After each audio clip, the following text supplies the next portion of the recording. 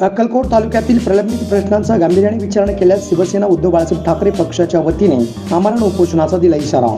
पीक विमा रक्कम, दुष्काळ मदत निधी, देगाव कालवा एक्सप्रेस करिता निधी त्वरित वितरित करा व अक्कलकोट तालुक्यातील तलाव उजनी धरणातील पाण्याने भरावा, अन्यथा आमरण उपोषण करू असा खणखणीत इशारा शिवसेना उद्धव बाळासाहेब ठाकरे पक्षाच्या अक्कलकोट तालुक्यातील पदाधिकाऱ्यांनी दिला आहे। संपर्क प्रमुख अनिल कोकीळ व जिल्हा प्रमुख अमर पाटील यांच्या मार्गदर्शनाखाली विधानसभा संपर्क प्रमुख उमेद सारंग, उपजिल्हा प्रमुख सुनील कटारे, महिला संघटिका पिया बसवंती, तालुका प्रमुख आनंद बुक्कानोरे यांच्या नेतृत्वाखाली शेतकऱ्यांच्या विविध प्रलंबित मागण्यांकडे लक्ष वेधून घेण्यासाठी तहसीलदार व जिल्हाधिकारी यांना निवेदन देण्यात आलं।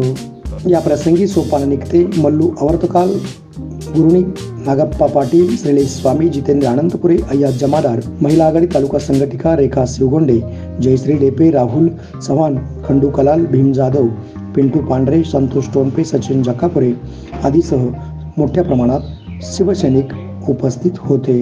अक्कलकोट तालुक्यात गेल्या वर्षी संपूर्ण दुष्काळ शासनाने जाहीर केला आहे। आपल्या 6 जिल्हा परिषद गणात आणि सर्व शहरात पूर्ण अक्कलकोट तालुक्यातील संपूर्ण शेतकऱ्यांचा दुष्काळ जाहीर होऊनही गेल्या शासनाने गेल्या वर्षभरात निधी दिला नाही।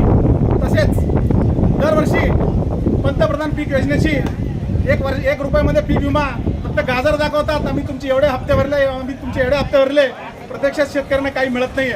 हे फक्त फसवा सरकार आहे, भोगस सरकार आहे।